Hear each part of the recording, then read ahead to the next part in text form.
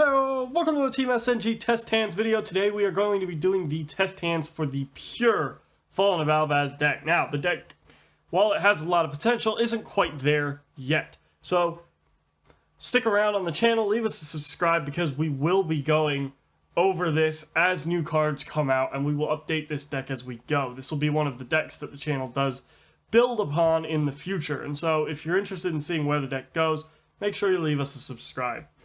Now, that being said, I do want to ask you guys, while you're leaving us a subscribe, do leave us a like and leave us a comment as well. I'd love to hear what you think about this deck, and what do you think about the OTK potential this deck does bring to the table.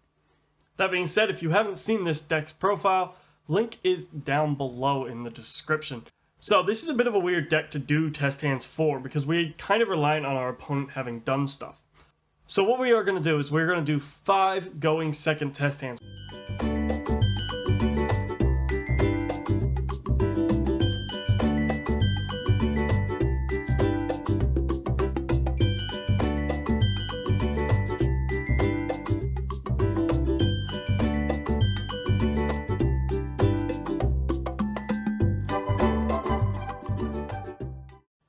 Now we're going to move this field center down a bit just because we're really interacting with stuff on our opponent's side of the field more than our own.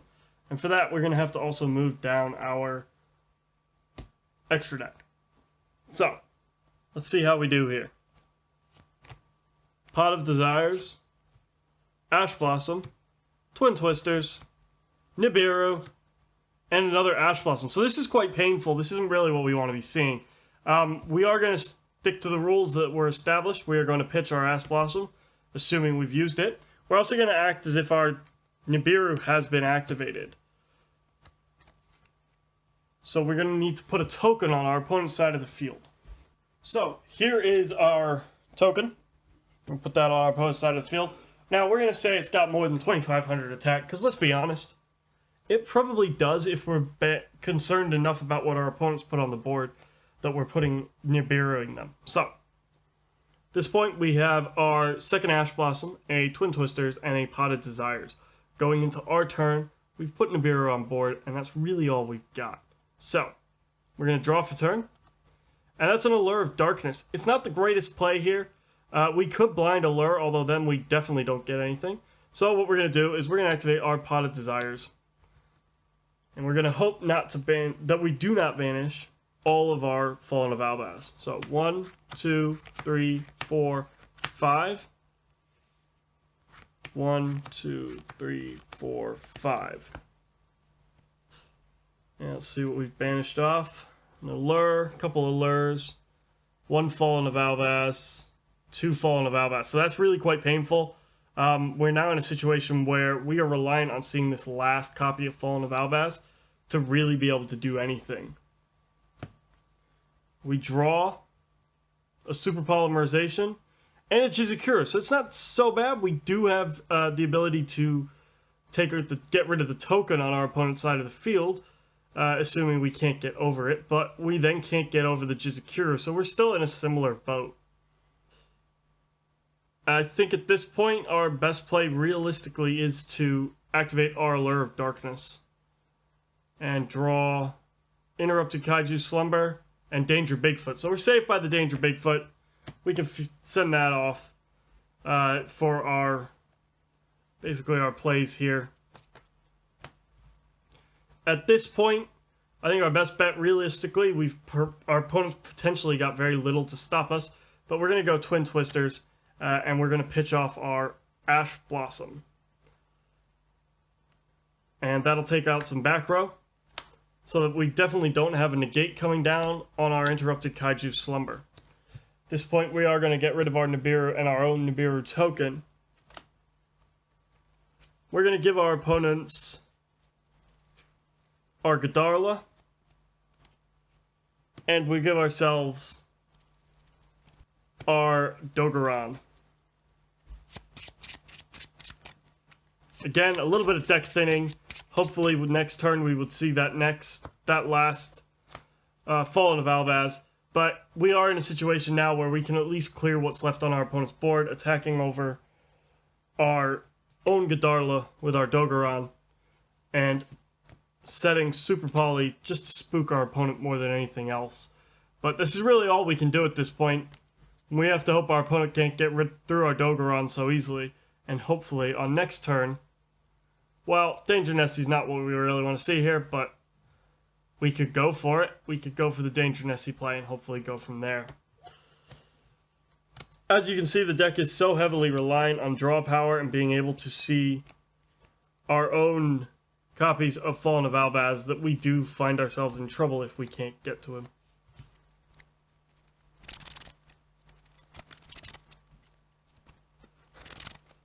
So, our second going test hand. Wow, that's nice to see, isn't it? Oh, that's even prettier. And our Nibiru, another Ash Blossom, and another Ash Blossom. We're glued to 2 Ash Blossoms, apparently. So we're going to say one of them hits the grave. We're also going to put our Nibiru on field. And we're going to put our token on our opponent's field.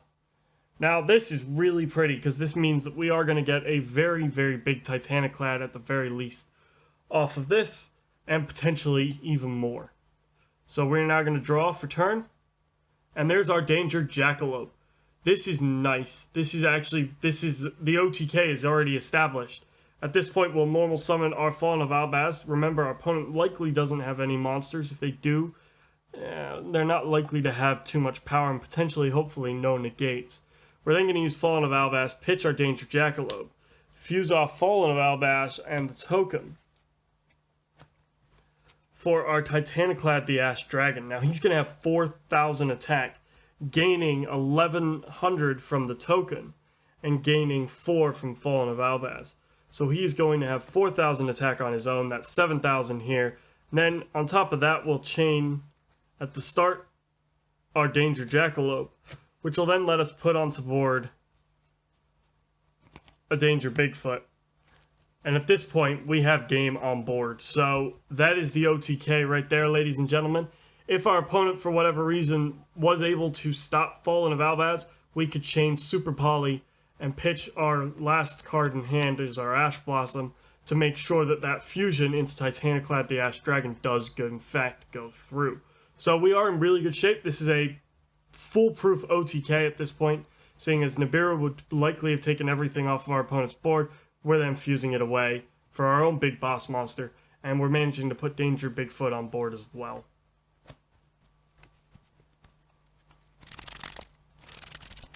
Alright, on to our third test hand.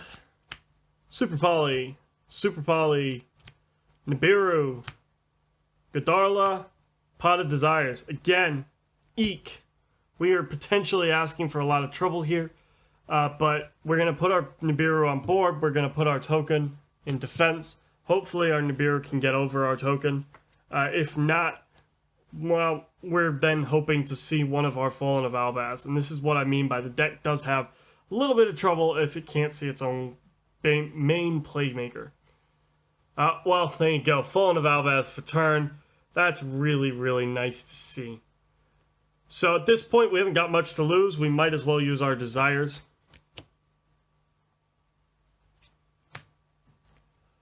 One, two, three, 4, 5, 6, 7, 8, 9, 10. See what we've banished off here. We know we're set with the Fallen of Albaz. Alright, it's not so bad. A couple interrupted kaiju slumbers. Not that they matter at this current juncture.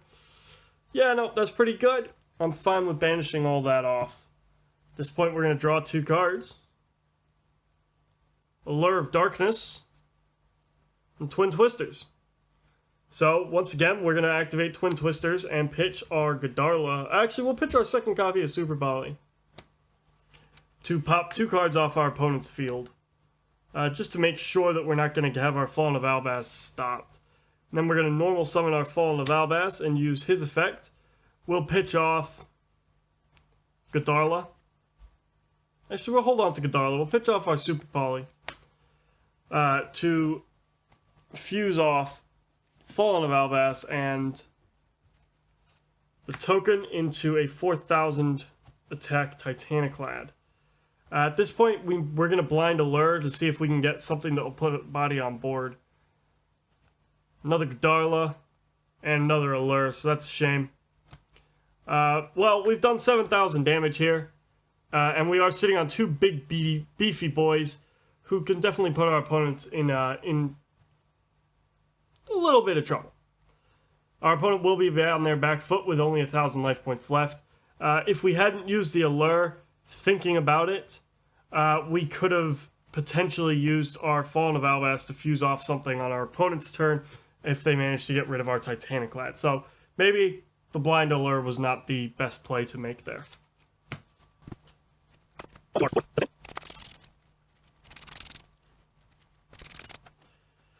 Okay.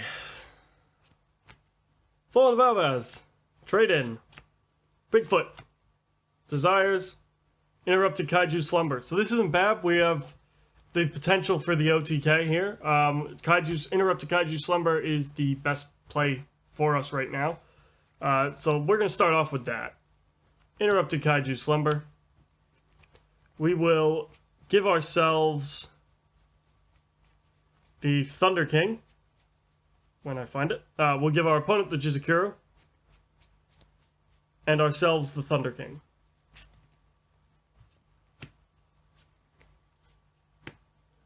The reason we give ourselves the Thunder King and our opponent the Jizukuru is because Jizukuru has the highest level of all the Kaiju. Meaning that our Titanic Lad that will be made with him will have the highest attack points possible.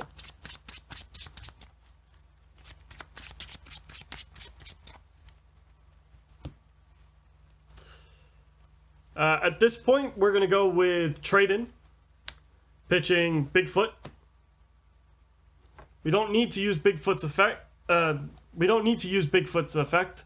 But we do want to get the draw power. So we're going to draw an Allure of Darkness and an Ash Blossom. So that's nice because it means that we can stop our opponent from searching if we can't get the OTK together here. At this point, we're going to go for the Desires. We're going to see if we can get this OTK. So we're going to banish off the top 10.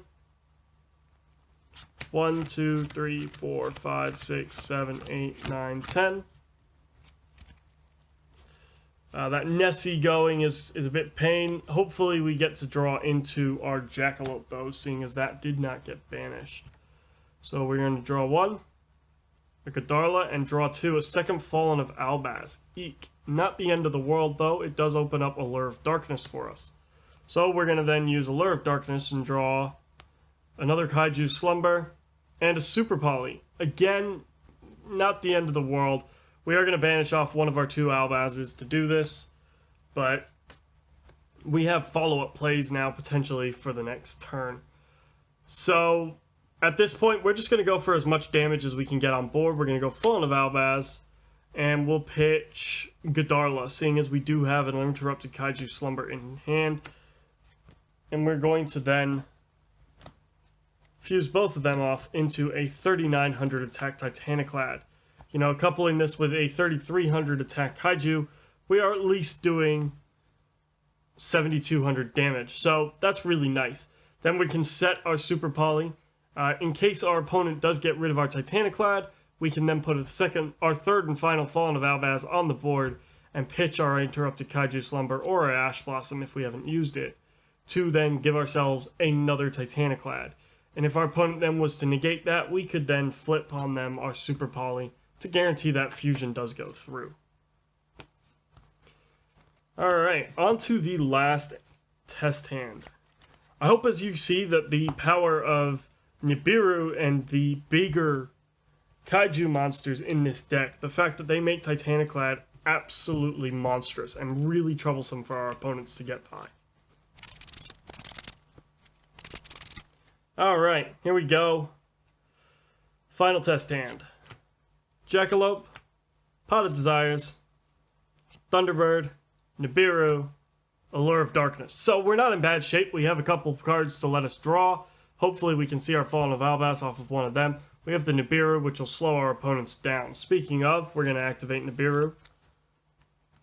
Obviously, I've put this as we always can activate Nibiru. Now, obviously, that isn't always the case. But in the matchups where you can't necessarily always activate Nibiru, you could swap in another Danger Mothman and a Pot of Desires, and maybe something else just to lower the chance of seeing Nibiru in your opening hand. If it's not necessarily the right play, it shouldn't be the play that you make. Now, we're assuming that we're playing against combo-orientated decks, and so we're gonna go with Nibiru. So, at this point, we draw for turn. Hey, another Lure of Darkness. So we effectively do get 4 cards deep into our deck to see this Fallen of Albaz. Technically, we could get 6, but there's a bigger risk with our Pot of Desires. So we're gonna start off with the Allure of Darkness, Thunder King, and our trade-in. So this time we have kind of the potential for an OTK here if we manage to keep the Jackalope. The risk is if you keep the Jackalope, the trade-in is potentially dead. Whereas you currently have a live trade-in with Danger Thunderbird in hand. We're going to go for the trade-in play. So we're going to banish off our Danger Jackalope. And then we're going to activate trade-in and pitch our Thunderbird. This will then also let us to deal with some back row from our opponents if they have any. There's our Fallen of Albaz and another copy of trade-in. So we are now in a situation where we are perfectly fine dropping the Pot of Desires. 1, 2, 3, 4, 5, 6, 7, 8, 9, 10. So banishing off Desires is nice. Really not a whole lot there that we're too upset with losing. Losing the Jizakuru can sometimes be a problem, but seeing as we have Fallen of Albaz and a Nibiru token, we're not too concerned about losing that Jizakuru. At this point, we're going to go with the Fallen of Albaz. We'll pitch off. Oh, hang on. We haven't drawn yet. So we're going to draw 2. There's our snack. And another Fallen of Albaz. That's nice. That's actually really nice. So at this point, actually, we're going to go Fallen of Albaz, and we're going to pitch off our second copy of Fallen of Albaz. And we're going to fuse both of these away for 1000 beater. Titaniclad, the Ash Dragon. Now, we're going to activate Tsuchinoko Snake. And we're going to do this the only fair way I know how, which is we're going to roll a dice. And seeing as we have 4 cards, we're going to roll a d12. So, 1, 2, 3, 4, 5, 6, 7, 8, 9, 10, 11, 12. And that is a 1. So this card will be sent to the graveyard. Thunder King, the Lightning Strike Kaiju. To allow Snake to be special summoned to the field. Now that is an OTK right there already, but we are going to get to draw 1 more card, so let's see what we can do. Hey, it's a Godarla. Well, what do you know? We can use trade-in, pitch Godarla, and draw 2 more cards. There's our third Albaz for future plays, and we have Super Poly on top of that. So this is really nice. We are well set up for future plays. We could set our Super Poly if our opponent does find a way to stop this. We have plays. If our opponent doesn't find a way to stop this, we've won the game because we have 7,000 right here and 1,300 from our snack.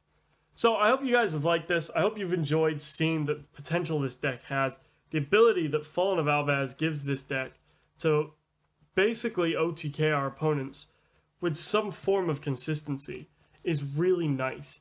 I thoroughly love the way that Nibiru empowers Fallen of Albaz to go into its most superior form of Titaniclad the Ash Dragon. Now, I will note that we don't really go into Brygran the Glory Dragon very much, but he is still around in case we find ourselves in weird situations where our opponent has a level 8 monster, but it's not got 2,500 attack. We can fuse it off and make Brygran the Glory Dragon instead of Titaniclad and still give ourselves a big boss monster for our opponent to contend with. Typically, though, we're going to kaiju off whatever our opponent has to give ourselves a target that does let us go into Titaniclad the Ash Dragon. Now, if you like this and you'd like to see this deck featured in one of the live matches next week, A, make sure you leave us a subscribe. B, let us know in the comments you want to see this deck featured next week as well. Because currently, we only have Unchained Albaz scheduled as our main event deck. But we will happily put this deck out there as well against something other than the Unchained Albaz deck, as they share too many cards to realistically be pit against each other at this current juncture. Make sure you leave us a like, leave us a comment, leave us a subscribe, and I will see you guys at the next video.